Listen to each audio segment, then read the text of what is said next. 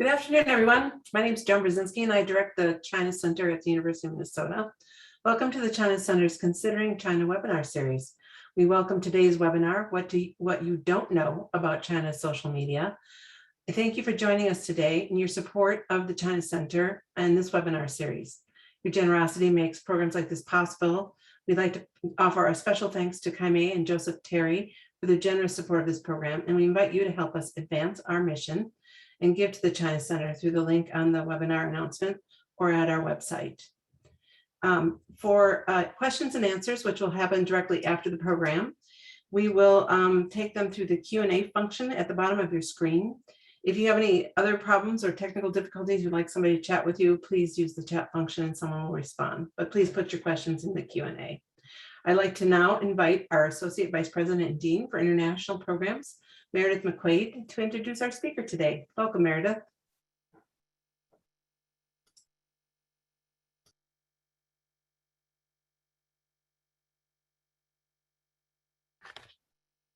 Okay, thank you, Joan.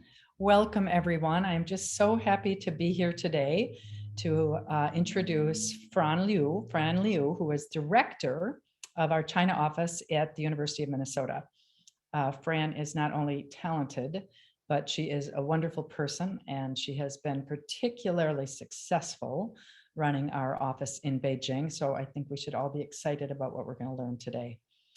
Fran is a native of Beijing, and she earned a bachelor's degree in journalism from the University of Minnesota, and then went on to earn a master's degree in business administration from the University of Washington.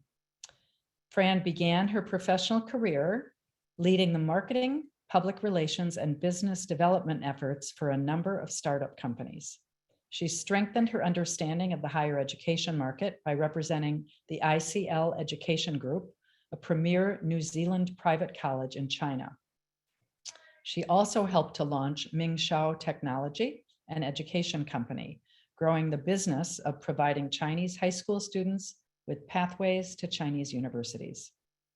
Concurrently, Fran served as executive president of the University of Minnesota Alumni Association Beijing chapter, which is a very large chapter, re-energizing that organization through strategic social media campaigns and networking events.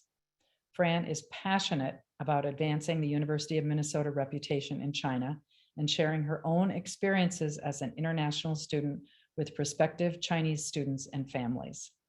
In the last 2 years, Fran has overseen the university's on-site recruitment in China, visiting high schools, attending recruitment fairs, and providing training to high school counselors, students, and families to educate them on university admission processes. Last year, she worked to bridge the gap for those Chinese students admitted to the university, but unable to travel due to the pandemic, providing them many connections to our campus and our alumni. I'm so happy that Fran can be here. She's an expert on this topic. I know we're all going to learn a lot, and I'm just really grateful that Fran has made time to do this for all of us today. So thanks, Fran. Thank you, Meredith, for the introduction. All right. Good morning to everyone from Beijing. I'm very excited to be here and very honored to have this opportunity to meet you guys online. And today we have about 40 minutes. And in this 40 minutes, we are going to share some information about the social media in China. Before that, since we're talking about social media today, I have this QR code on this slide, on every slide of my presentation. And if you haven't followed us on WeChat for the China office for the university, please do so. And this is a very important work I do here in China to grow our impact and followers. So for today's webinar, we will give you a brief introduction and history about social media in China. And then we will highlight some major trends that we see here today in social media world. And as the higher education professional that we do social media presence for a university and what's going on here in the higher ed industry for social media, and what's the university's China office social media strategy that we do here. So if you do have questions during the presentation, please do submit your questions in the Q&A section, and we will answer those questions in the end of the webinar. Let's begin. So this is a timeline of the development of social media in China.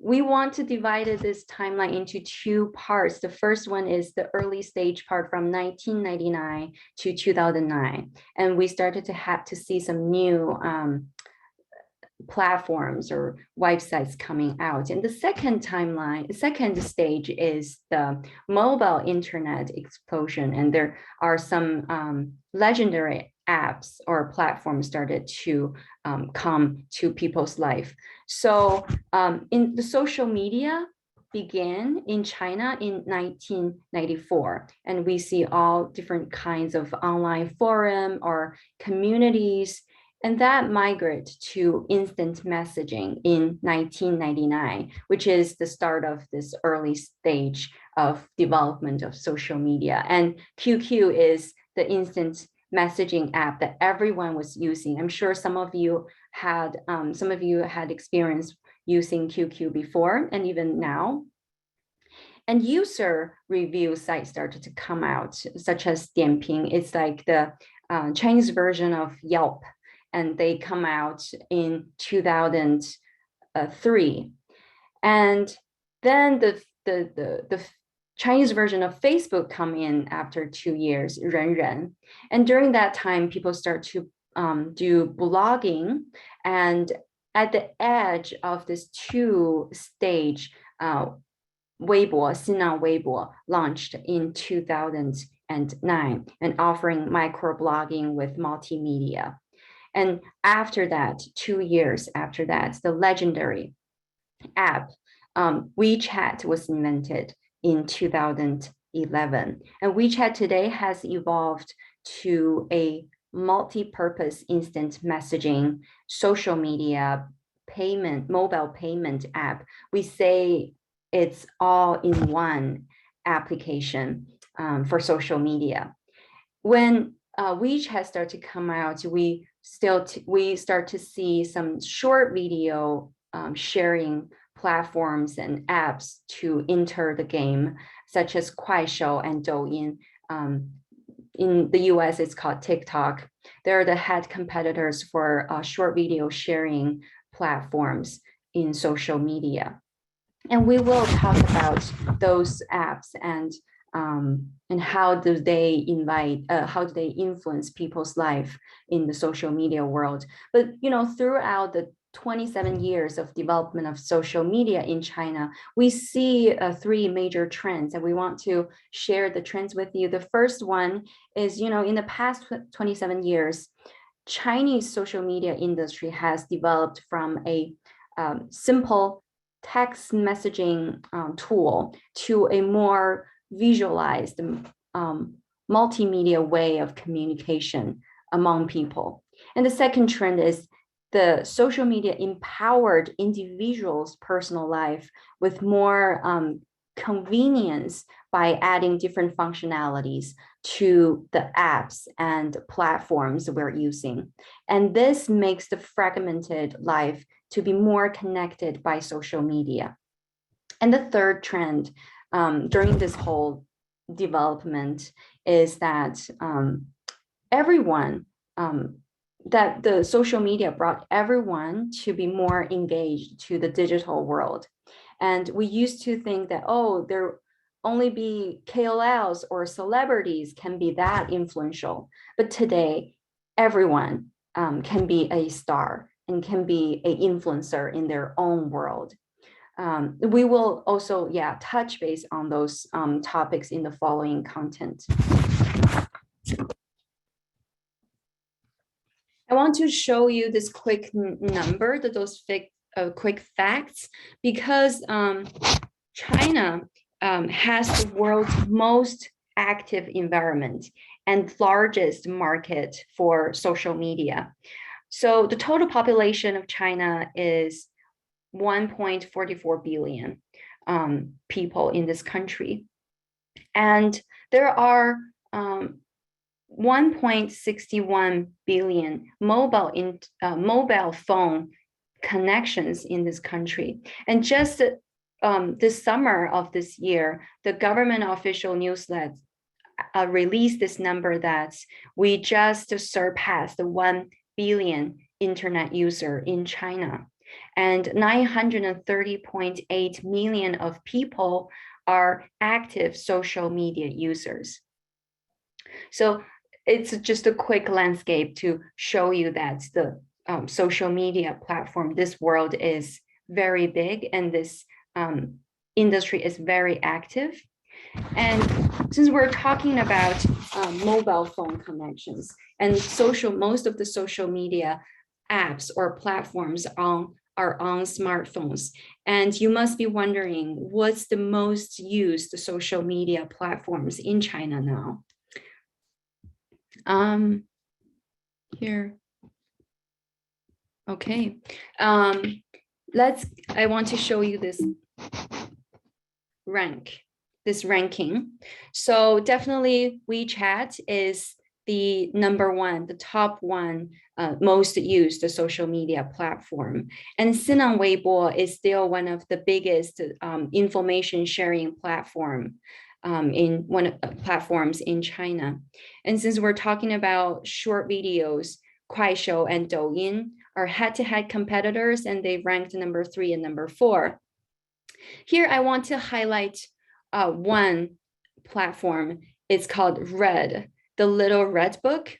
You can see red in the middle of this rank. So Red is a female-oriented social media platform, and 70% of the users on Red are Generation Z. So it has 300 million users on Red. So it's not hard to see that female social media marketing is really powerful in the social media world in China. And we want to say this social media world or industry is humongous, and there's so many new things happening every day, and you see new apps or platforms you haven't heard before every day. So we identified 3 major trends about social media in China, and we want to share that with you and give you some examples of how impactful they are and how does it change people's life, change business strategy. So now we will talk about the 3 major trends, and the first one is definitely WeChat. WeChat is a true social giant. I'm sure many of you are on WeChat, are using WeChat. WeChat has developed to a very deeply integrated ecosystem. And this year is actually the 10th year birthday for WeChat. We mentioned about the total population of China is 1.44 billion. And for WeChat, there are 1.2 billion monthly users. So you can basically say everyone in China has WeChat. You cannot find any other benchmark anywhere in the world where one app can provide so many functionalities and with this load of active users. Since we're talking about, what can you do with WeChat, how this ecosystem built, and what functionalities can we leverage on WeChat? There's so many frequently used functions in WeChat, including direct messaging, phone calls, group calls, news subscription, personal timeline, moment sharing, service application, meeting, gaming, live streaming, shopping, banking, housing, ordering food, trip booking, social credit system checking, charity donation, and even your COVID-19 passport or vaccination certification are on WeChat. So we say it's a all-in-one application. And this app has totally changed Chinese people's life and the business world in the past 10 years, and it will continue to do so. And one of the newest functions on WeChat is called mini program. I want to highlight mini program is because that's where WeChat goes beyond social media. And this is because mini programs. And what are mini programs? They are cloud-based sub applications that live within WeChat. Instead of having to install an app from a app store or website, users can find in the Chinese platform a lighter version that runs quickly, doesn't take up storage, and is linked to their account as opposed to their phones. And mini programs covers all kinds of consumer needs, from food delivering to time management for transportation, or countless services. And that's especially very powerful in e-commerce. So if you are a early stage of startup person, or you wanted to be a KOL on WeChat or on social media, 5 or 7 years ago, you can just write a great article on WeChat and started to have it circulate among your friends and the circle, and you can find your way to scale and collect your cash flow. But this is not the story anymore. This huge flow of traffic era has ended. So business and services need to find a cheaper and easier way to engage their customer. And that's how mini program help the brands and organizations to connect with their customers and users in WeChat. And that brings business in to this social giant. It becomes a bridge to connect this two group of people.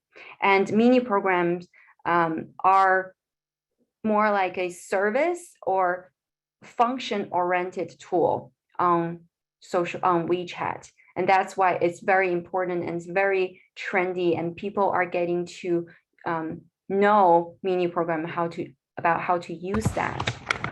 So I gave you some examples of the mini programs on your phone. If you have WeChat account, maybe you can search your own mini programs on your phone. So the first one is Tesla's mini program. You can connect to your car to this mini program and find the closest charging station. And the second one is a charity donation mini program by Tencent. You can browse all different kinds of charity programs that they are doing and make donations. And the third one is from a restaurant. You actually don't need a waiter. You can just scan the QR code and use the mini program to order the food, and the food will be on your table shortly. And the last one is, maybe some of you have heard that the Universal Studio just had a grand opening in Beijing, and their mini program, you can buy your tickets, you can see the map, and you can see the time for each of the rides or shows. And you can browse all different kind of information for this park. So as you can see, this is more function-oriented tool on WeChat and connecting businesses to the users. After talking about WeChat, let's talk about live streaming and short videos. This is the second trend that we see is happening in China in social media world.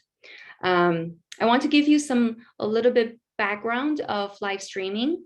So during the pandemic, live streaming commerce has started to gain a lot of traction in the world. And in China, live streaming began in 2016, and we saw a significant boost during the lockdown last year. And live streaming shopping is a natural confluence of several current trends. For example, the streaming technology, influencers economy, and social elements. During the lockdown, you don't really have friends or people to talk to, and you see someone online talking to you and selling items, and you can talk to them, and you share that video with your friends. And the last trend is commerce, purchasing, buying, shopping. It's really a mental therapy for many of people during the lockdown at home. At least it works for me. So live streaming offers companies, brands, farmers, business owners, factories, a new path to the customer's hearts and wallet. So how big is the live streaming business or market? So in China, live streaming revenue were expected to reach 138 billion US dollars in 2020. And this number will continue to grow in 2021. I want to give you this example. As you can see on the slide on the far right, this lady, she is one of the top live streaming influencers in China. Her name is Weiya, Via. So people call her live streaming queen because everything that she sells from her live stream shows will sold very, very fast. I want to give you two highest records of her live streaming programs. The first one is she has made 3 billion yuan, which is 465 million US dollars daily transaction amount in her live streaming program in one day. And the second highest record that she made was the highest audience record. The number of audience she had was more than, for one live streaming program, was more than 37 million people. And that number of people is more than the people who watched Game of Thrones last episode or Oscar. So she is very, very popular. And actually last summer, another funny story about Via is last spring, Via sold a rocket launch at her live streaming program, for around 40 million yuan. And that equals to 5.6 million US dollars. And that rocket was sold just in 5 seconds. So that's about influencers doing live streaming commerce in China, especially during the lockdown time last year. And there are people, watching live streaming and purchasing, shopping through the programs. And there are another group of people. They're just simply being who they are and showing their talents to one another. And I want to move to the second example. I want about short videos. I want to bring Bilibili as the example. So if you want to know what's the Generation Z in China are thinking or are doing, and how to influence those younger generation in China, Bilibili might be the answer. We call it B Station too. It's like a YouTube for China. Bilibili has 172 million monthly active users with a 70% increase year on year. And the users on Bilibili are very, very young, according to a recent report by a Chinese research firm, Hongwater Media. The average age on Bilibili, the average age of the users on Bilibili is 21 years old. And this number is actually going younger. This age is going younger among those new users on Bilibili. So in the middle of the slide, this girl, her name is Vicky Xuan, and she is a 15-year-old middle school girl. And why, you must be wondering why she's unique, why she's special. And she actually attracts nearly 1.7 million followers on Bilibili. So one of her most popular video was about how to turn a piece of melody to a song. So in that video, she basically recorded how does she have this thought about making a song, and how does she use the Apple Music applications to compose it. And in the last, she sing the song in the video. I will share with you the two examples about Via and Vicky later in the end of this webinar, the link that you can watch their videos on YouTube.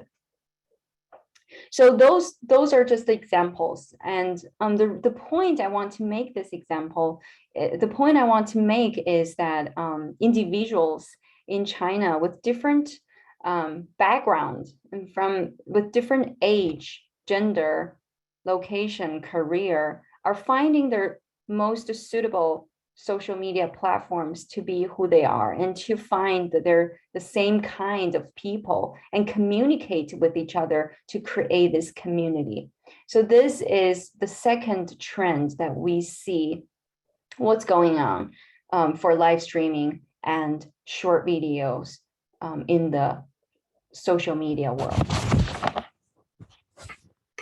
So after talking about influencers and talking about average people, middle school girls, and now we can talk about business and what the businesses are doing here in China. Because we talked about that, about when we talked about mini programs, that the huge flow of traffic has already ended. It's not easy for businesses and brands to gain traction simply writing an article on WeChat. It has to be a more integrated way for marketing. The organic growth era has ended. So for a lot of so that's the reason why for brands and businesses to find the right or suitable social media platform to do marketing is very, very critical. All major social media platforms in China, including Weibo, WeChat, or Red, have precise advertising function available, meaning that businesses can choose to target the audience based on their gender, age, location, and interest to do their marketing. And some of the platforms have even more precise way to select their target audience, such as education background or keyword searching habits. So I want to bring up this example called Xiaohongshu, and another name, Little Red Book or Red. So for Xiaohongshu or for Red, it describes itself as a sharing platform for young people's lifestyle through a deep-rooted user-generated content shopping sharing community. According to this app, there are 300 billion posts viewed every day, with more than 70% of them being user-generated content. Well, talking about user-generated content. I want to share with you this data that McKinsey did several years ago. This is an independent survey. They observed that there 66% of Chinese customers relied on recommendations from friends and family when they purchase products, compared to the 38% of their US counterparts. So hearing friends' recommendations or word of mouth marketing is very crucial and useful, efficient for Chinese customers. One of the amazing benefits for Red is that international firms can have access to their customers directly and capitalize the direct connection with their audience. And that's why a lot of foreign companies, they choose to use Little Red Book to do their marketing and to achieve their sales goals. I want to give you this example of Estee Lauder. According to Red, Estee Lauder in the first half year of 2021 has generated the most commercialized post on the Little Red Book. And the pathway of doing the marketing for Estee Lauder was to collaborate or partner with the KOLs or influencers on the Little Red Book. And those influencers can share the product review and the feature of the product to do the word of mouth marketing and to influence the users on Red. And for Estee Lauder Group, cosmetics products have been the top revenue contributor for the company. And their investment on the Little Red Book is definitely one of the key strategy that they do, especially the lockdown or post-pandemic era. They help the company to boost their sales revenue.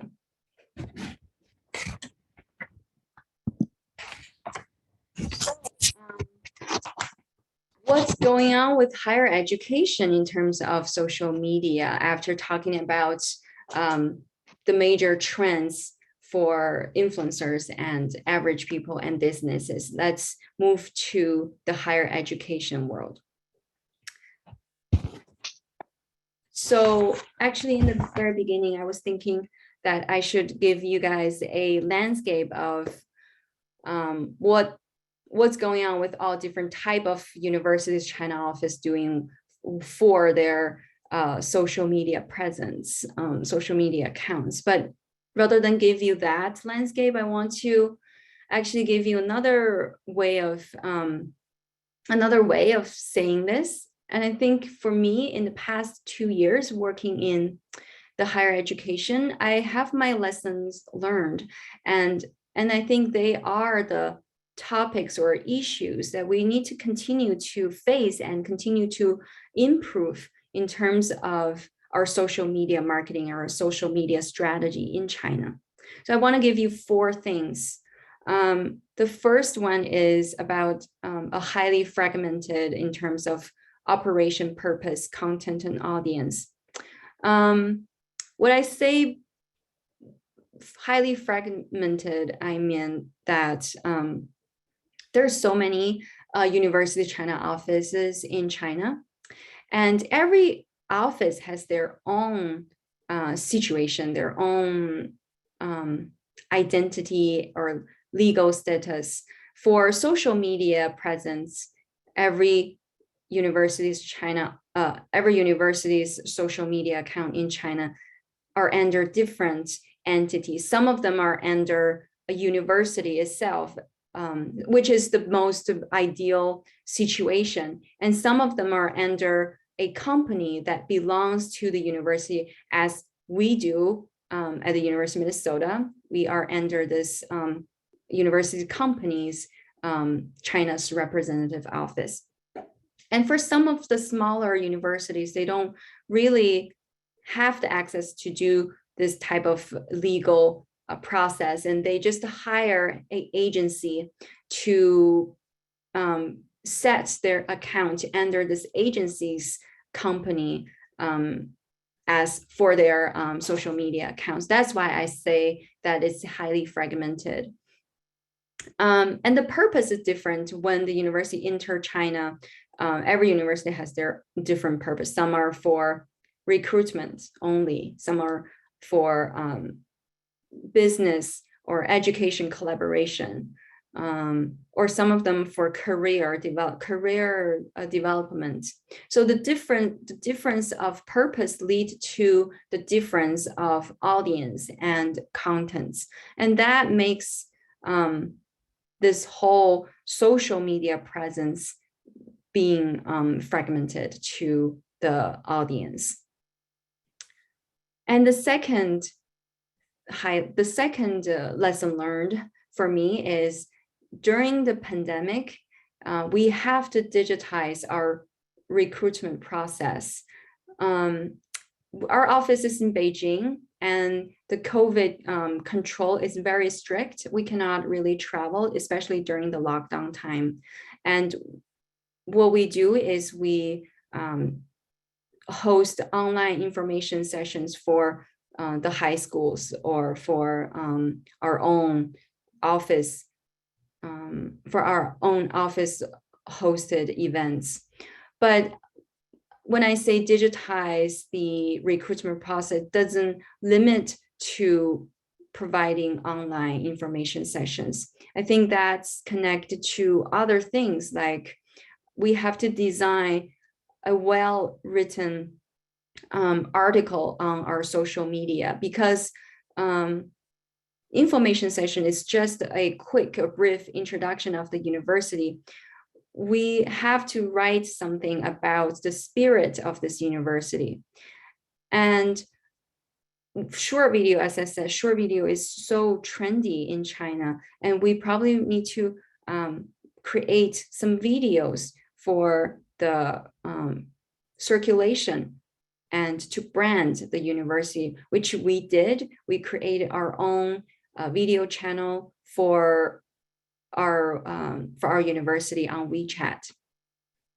And also a website is another way of digitizing the recruitment process. And we will talk about the website later in the following content. And the third item I want to talk about is what the prospective families or friends are prospective families are looking for. Is because of the public health challenge, the political issue, the political conflicts, and the sensitive topics are challenging our recruitment process. We wanted to say something or share something that the parents and the students and counselors are willing to hear, and the real situation for the universities in the US.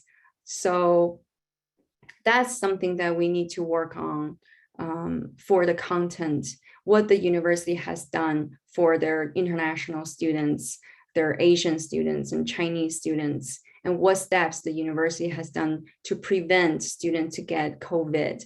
That's the content that we want to spread out. We want to engage the prospective families on social media. And the last but not least, personal connection is still essential. Even we cannot travel frequently, and we still, host events in our office. We have this monthly event called Get to Know U of M. So counselors and prospective families can come to our office with a small size of people, small group of people, and to give them a vibe of what the university feels like, University of Minnesota feels like, and give them the spirit of the university and the spirit of Minnesota. And they can come here and really experience the Minnesota nice from our staff of our China office, or maybe hear us talking about the accent of Minnesotans, like you betcha or oh yeah, and just giving them this personal connection and sharing with them what the university have influenced us and how we can influence them with this energy. So that's the higher education social media challenges, or the lesson I learned for the universities, for the institutions. And Emeritus introduced a little bit about my professional experience. I was working in very business-oriented companies, and I was on their social media. I was in charge of their social media accounts. It's just an interesting comparison for me. Before, in the business world, the main goal for me is to generate sales. All the articles, content are focused on selling products. But in higher education institution, working for this educational organization is more about raising brand awareness, especially on social media. And since the purpose of our university is very diverse, and we have alumni, students, current students, prospective students, parents, business partners, or government officials. So the mix of the audience needs us to balance our content, to be aware about our content, to engage different group of people on social media. But no matter what, we all have the same goal as a social media professional, is to acquire more followers. Yes, the QR code is actually at the corner, and you can scan it anytime on WeChat to follow us, and we have great content. So coming back to the goal for doing social media is to acquire more followers and provide value and services for our target audience, for our stakeholders, and stimulate interest, raise brand awareness, and grow impact for our organization, for the university.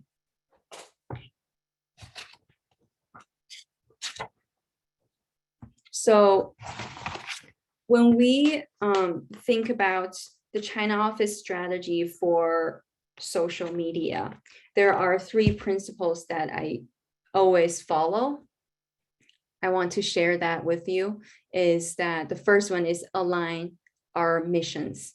So for the university's China office, we have been here in Beijing for 12 years, and we have 4 main missions. The first one is supports the recruitment process, and the second one is to engage our alumni, and third is to enhance or promote education collaboration between the two, between University of Minnesota and our partners in China. And the fourth one is the university assistance. So with this mission, our social media strategy has a direction. And during we promote our social media accounts and promote our university, there's so many decisions that we need to make. And I need to make the right decision, wise decision. For example, the resources, how many people do we have and how much time do we have? Do we really have time to publish 3 times a week about the university? If we don't, how do we find a way to make the content solid and only publish 1 time a week to achieve the same impact?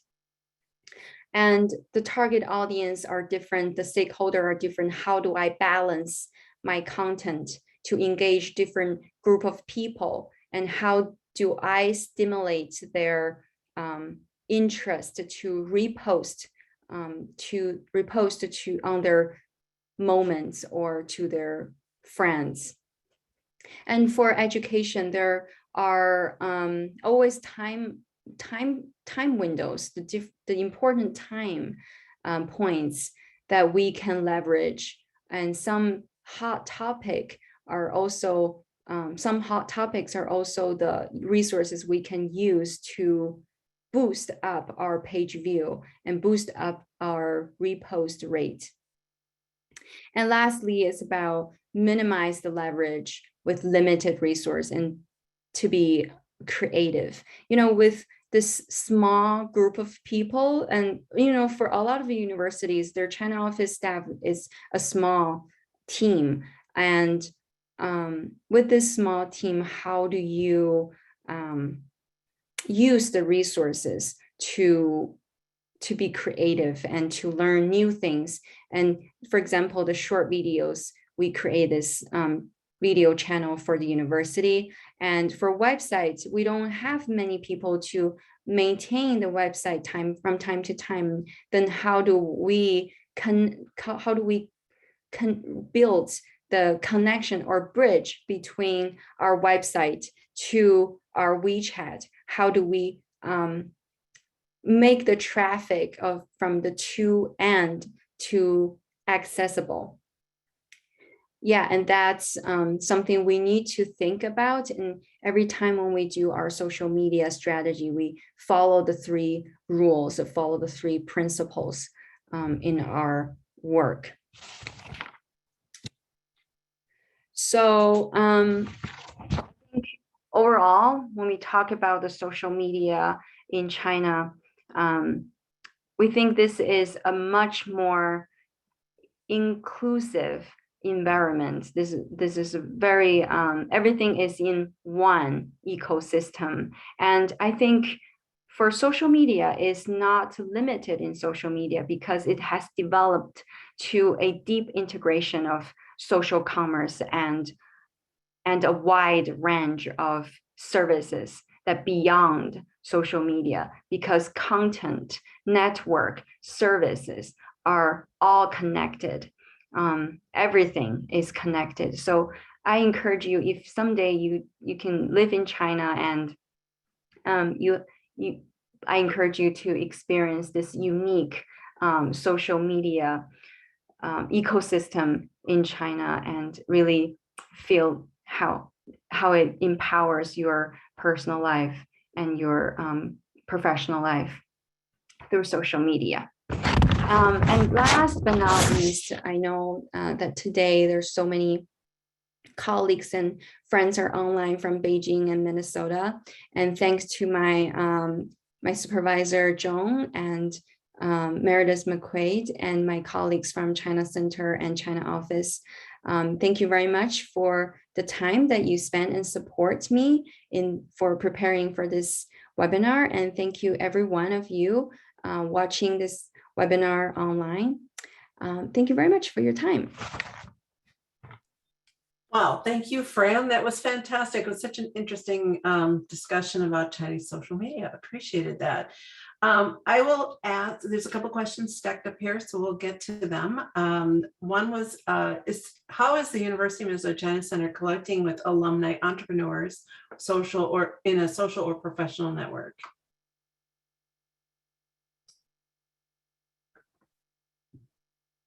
Hi, Joan. Thank you. So can you repeat the question again? Sorry. Sure. Oh, is it on the? Yeah, it's on here, but how are University of Minnesota China Center, I guess that's us, you and I, connecting with alumni entrepreneurs, social and professional networks? That's a very good question. So for China, we have 5 official alumni chapters in Beijing, Shanghai, Guangzhou, Shenzhen, and Hong Kong. So we are all on WeChat groups, and we have, so we ask everyone to to make a note about their name and major and their current job, so we can actually see what they're doing. And also when we host alumni events, we have different topics of the events from a different industry. And when people come in person, and we can get to know each other, and that's where we can collect and we can make connections with people from different industry and with different career. Wonderful, thank you.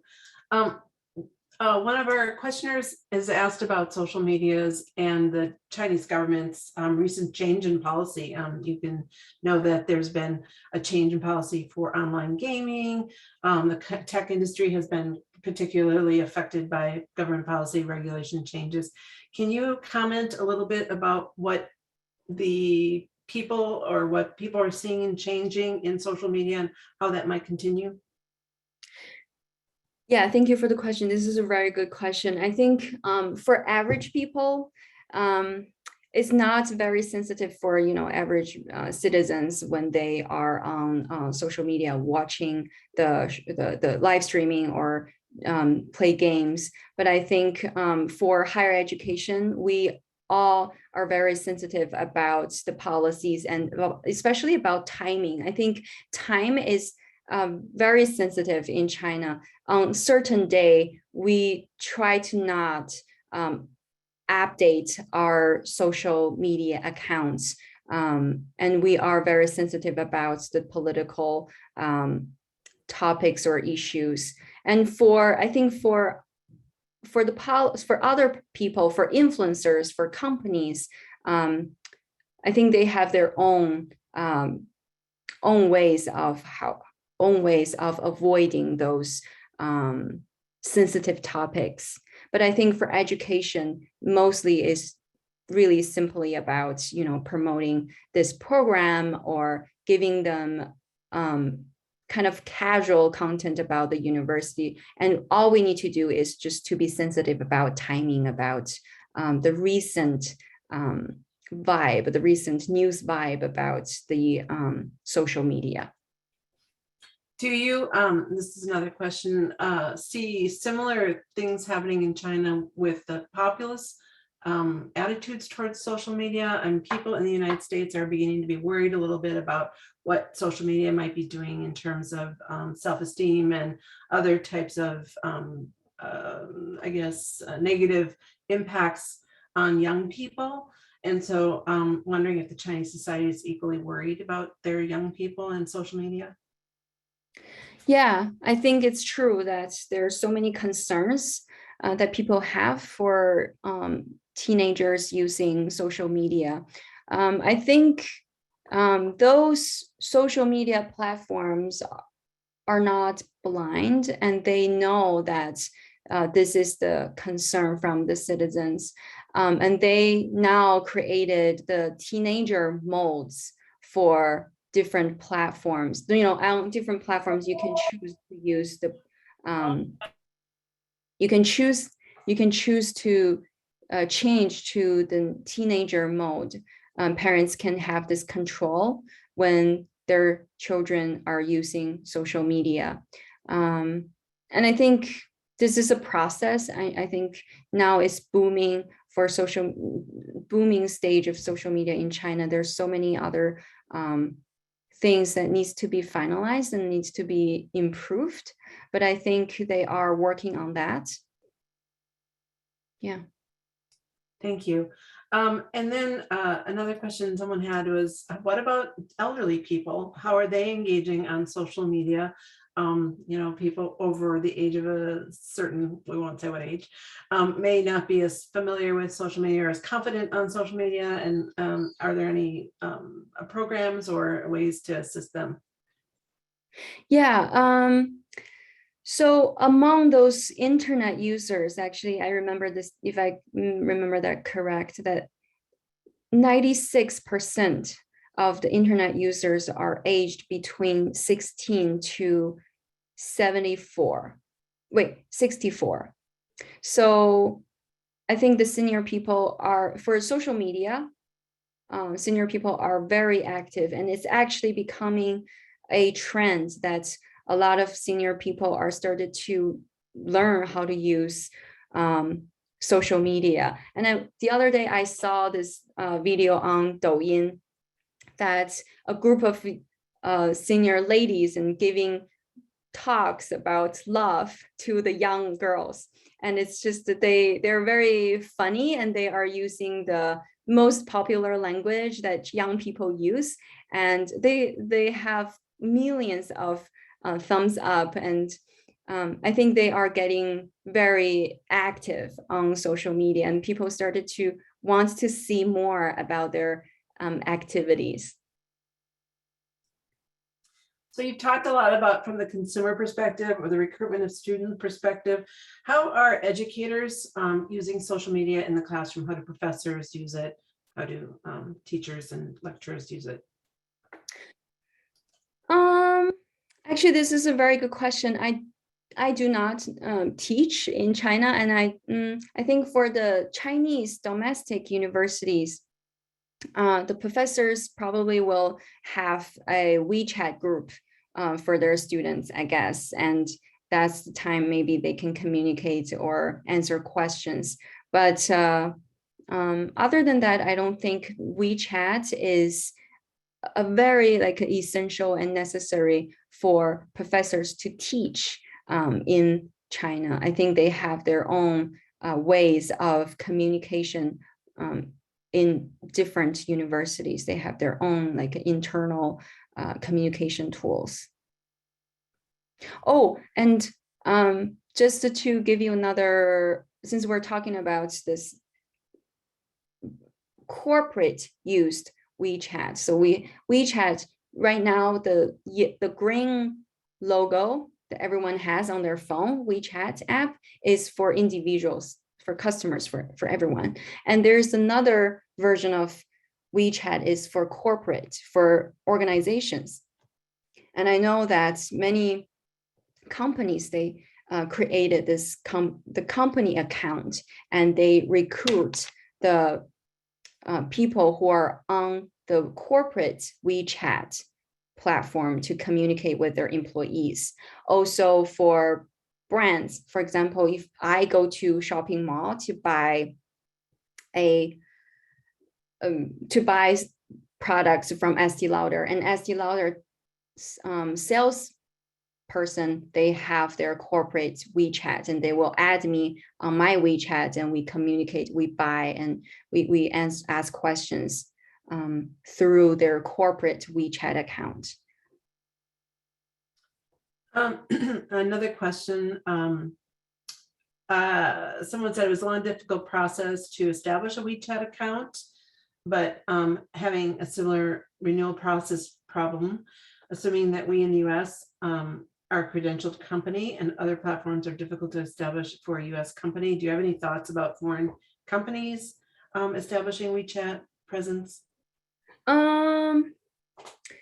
For WeChat, yes, this is a long process, but I think as long as you have, I think the easiest way, I've received so many questions about that, and I talk to colleagues or same position people from other universities in China. I think the easiest way is the university's China office way, is that we have a company under the universities, and we create this China representative office legal entity in China, and we use that to set all different type of social media accounts on WeChat, Weibo, or Bilibili.